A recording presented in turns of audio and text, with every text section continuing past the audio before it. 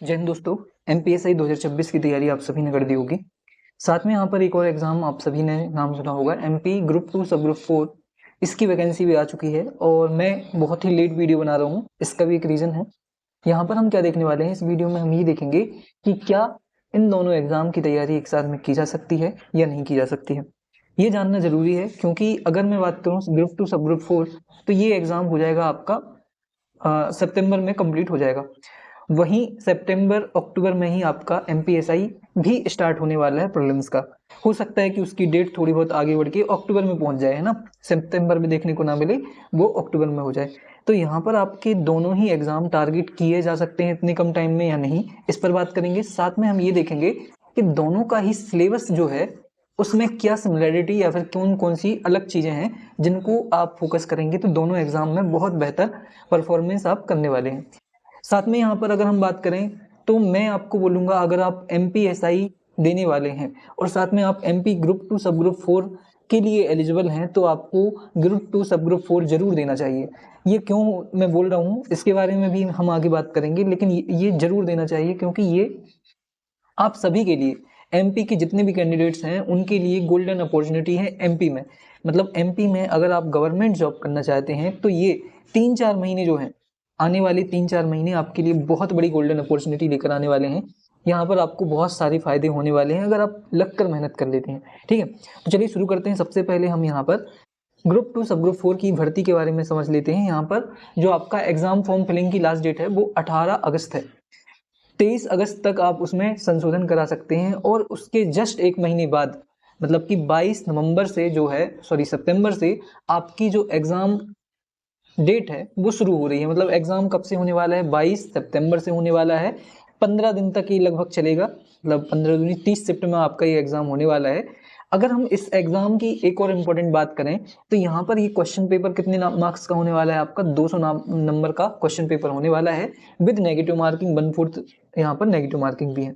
Subject कितने, यहाँ पर 8 सब्जेक्ट हैं और उनको भी हम डिटेल में समझेंगे। तो चलिए शुरू करते हैं। सबसे पहले हम यहाँ पर सिलेबस का कंपैरिजन कर लेते हैं।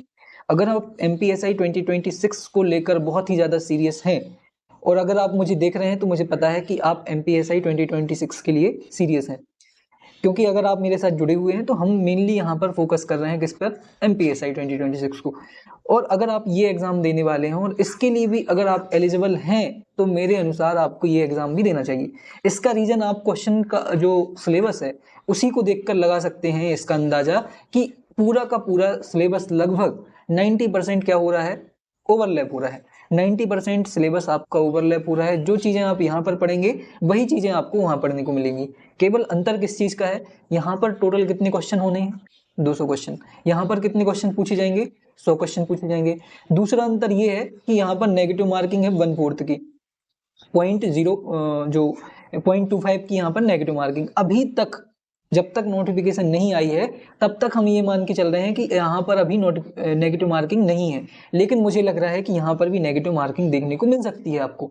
दूसरा अंतर अगर हम देखें सिलेबस में तो केवल एक सब्जेक्ट ऐसा है यहाँ पर, सामान्य प्रबंधन, जो कि एकदम नया है। हो सकता है आप सभी के लिए जो भी एमपीएसआई की तैयारी कर रहे हैं और ग्रुप 2 सब ग्रुप 4 देने की भी बात कर रहे हैं, बहुत सारे मैसेज मुझे आ रहे हैं, बहुत सारे कमेंट्स मुझे आ रहे हैं कि ग्रुप 2 सब ग्रुप 4 के लिए, सामान्य प्रबंधन के लिए कुछ ना कुछ चीज करिए आप। तो अगर मुझे इस वीडियो पर अच्छा रिस्पॉन्स मिलेगा, कमेंट्स करिए, बताइए मुझे कि आपको कौन कौन सी चीज़ें की ज़रूरत है, क्या क्या चीज़ें आपको चाहिए हैं। अगर पॉसिबल हो पाया तो हम इस पर भी नोट्स प्रोवाइड कराने की कोशिश करेंगे। लेकिन मैं चाहता हूं कि अगर मैं कोई भी रिस्पॉन्सिबिलिटी लूँगा, यहाँ पर ये ऐसा नहीं है कि हम कुछ भी लेकर उठाकर शुरू कर दें, नहीं। अगर मैं यहाँ पर सामान्य प्रबंधन के लिए रिस्पॉन्सिबिलिटी लूँगा तो मेरा काम है कि मैं हमेशा उस चीज़ में मेहनत करके यहाँ पर कुछ भी चीज़ें आपको प्रोवाइड कराऊंगा। इसका मतलब है ऐसा कुछ भी नहीं करेंगे हम कि जल्दबाजी में कुछ भी डिसीजन लेके शुरू कर दें और सामान्य प्रबंधन के लिए नोट्स लो भाई, नहीं। पहले मैं चाहता हूँ कि मेरे साथ जो लोग जुड़े हुए हैं वो सच में मुझसे ये चाहते हैं या नहीं। अगर आप ये चाहते हैं, सामान्य प्रबंधन के नोट्स मुझसे चाहते हैं, तो कमेंट करिए, मैसेज करिए। कमेंट जितने ज़्यादा इस वीडियो पे रहेंगे तो हम सोच सकेंगे, क्योंकि ये रिस्पॉन्सिबिलिटी वाला काम है और मैं अगर ये रिस्पॉन्सिबिलिटी लूँगा तो इसमें थोड़ी सी ज़्यादा मेहनत मुझे करनी पड़ेगी। प्रीवियस ईयर क्वेश्चंस को एनालाइज करना पड़ेगा, उन एनालिसिस के आधार पर ही आपको एकदम to the point exam oriented notes मुझे बनाने पड़ेंगे। तो मैं चाहता हूँ कि आप इस पर कमेंट करके बताएं कि आपको ये सब्जेक्ट जो है इसके लिए मेरी मेहनत चाहिए है या नहीं चाहिए है।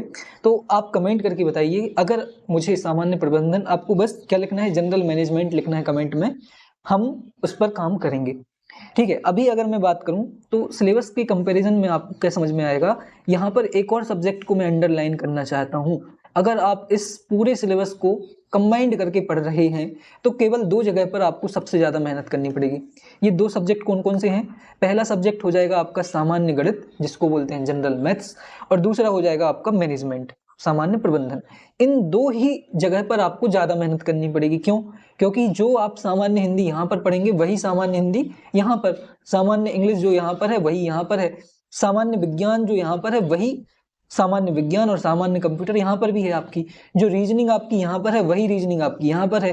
केवल अगर मैं बात करूँ सामान्य ज्ञान की, तो सामान्य ज्ञान में भी क्या होगा आपको थोड़ा 25 क्वेश्चन में अलग अलग बहुत सारे सब्जेक्ट आ जाएंगे इसमें, जो कि आपका यहाँ पर हिस्ट्री आप पढ़ ही रहे हो, ज्योग्राफी है आपका नागरिक शास्त्र है, करंट अफेयर्स है, इसमें आपके ये 3-4 सब्जेक्ट आ जाएंगे। इसके अलावा एमपीजी के भी आ जाता है समटाइम्स यहाँ पर, किसमें, ग्रुप 2 सब ग्रुप 4 में। लेकिन अगर मैनेजमेंट और मैथ्स की बात करें तो मैथ्स तो यहाँ पर बहुत कम वेटेज रहता है। कहाँ पर? प्रीलिम्स में, एमपीएसआई 2026 के प्रीलिम्स में भी कम ही वेटेज यहाँ पर रहेगा मैथ्स का। तो यहाँ पर आपको मैथ्स में थोड़ी ज़्यादा मेहनत करनी पड़ेगी, और दूसरी आपको सामान्य प्रबंधन, जो कि एकदम नया सब्जेक्ट है आपके लिए, जो यहाँ पर इसकी तैयारी कर रहे हैं। तो आपको इन दो सब्जेक्ट को टारगेट करना है, बाकी आपको कुछ भी नई चीज़ पढ़ने की जरूरत नहीं है।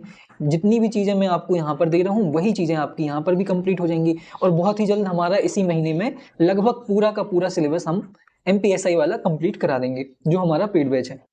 रही बात मैनेजमेंट की, तो मैनेजमेंट के लिए मुझे अलग से मेहनत करनी पड़ेगी, और अगर मुझे कमेंट मिलेंगे यहाँ पर, मुझे अच्छा रिस्पॉन्स मिलेगा आप सभी का, तो हम यहाँ पर भी मेहनत करने की कोशिश करेंगे।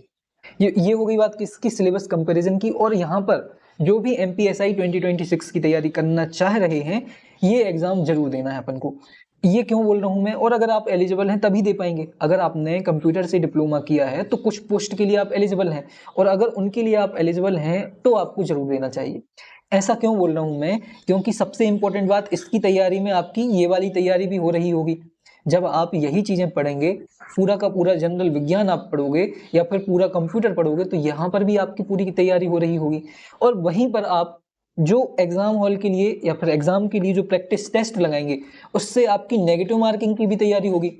हो सकता है कि एमपीएसआई 2026 में भी नेगेटिव मार्किंग आ जाए, तो आप कहीं ना कहीं पूरी तरह से तैयार हो रहे होंगे किसके लिए, इसके लिए। और अगर आपको पता है कि ईएसबी क्या करता है, अपने एग्जाम पैटर्न को फॉलो करता है। फॉर एग्जाम्पल वन रक्षक में या फिर जो प्रीवियस जितने भी एग्जाम हुए हैं, उनके पीवाईक्यूज क्यों इंपॉर्टेंट हो जाते हैं, क्योंकि हमें पता चलता रहता है कि ईएसबी किस प्रकार से, किस अप्रोच के साथ में क्वेश्चन पूछ रहा है। तो आपको एक और अंदाजा मिलेगा कि एमपीएसआई 2026 जो कि बाद में होगा, उसमें किस लेवल तक के क्वेश्चन पूछे जा सकते हैं। तो यहाँ पर आपको क्या समझ में आएगा कि आपको ये एग्जाम जरूर देना है। जब आप इसकी तैयारी करेंगे तो ये इसकी तैयारी अपने आप हो रही है आपकी। आपको यहाँ पर कुछ चीजों पर ज्यादा ध्यान देना है, लेकिन यहाँ पर आपको सभी चीजों पर ज्यादा ध्यान देना है। बस ये है पूरा का पूरा यहाँ पर सिलेबस। तो सिलेबस कंपैरिजन के बाद हमको क्या पता चलता है कि दोनों ही जो सिलेबस है लगभग 90% ओवरलैप होते हैं, और इसीलिए मैं बोलूंगा कि आपको इसकी तैयारी करनी चाहिए।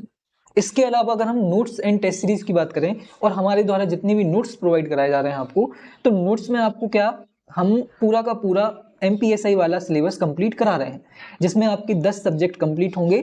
हम मैथ्स एंड रीजनिंग को ज़्यादा फोकस नहीं करेंगे, इसमें मैथ्स एंड रीजनिंग को ज़्यादा फोकस नहीं करेंगे, क्योंकि हमारी वहाँ पर नीड नहीं है। कहाँ पर? प्रीलिम्स में, एमपीएसआई। क्योंकि मेनली मेरा जो कोर्स था या फिर मेरा जो बैच था, वो हमने किसको फोकस में करके डिजाइन किया है, वो हमने इसको फोकस करके डिजाइन किया है। लेकिन यहाँ पर जो चीज़ें भी मैं आपको दे रहा हूँ, वो आप यहाँ पर भी अप्लाई कर सकते हैं, वही चीज़ें आपको यहाँ पर भी मिलने वाली हैं। तो कुल मिलाकर मैं क्या बोलना चाह रहा हूं कि जो चीजें आप यहाँ पढ़ेंगे वही चीजें आपको यहाँ पर भी पढ़ने को मिलेंगी।